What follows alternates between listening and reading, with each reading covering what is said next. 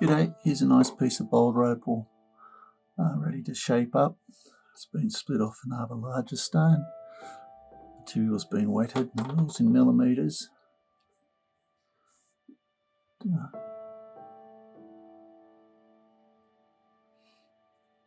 Drops down here, face of the stone, wherever you'd want to. Shape it up like that perhaps. Make two stones out of it.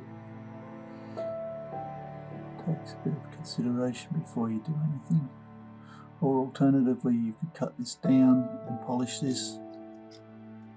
Reshape it a little bit so it has got the brown showing. That's another alternative. It's thick enough to get a nice polish on it. Reasonably easy. Anyway, I hope you've enjoyed looking. Cheers.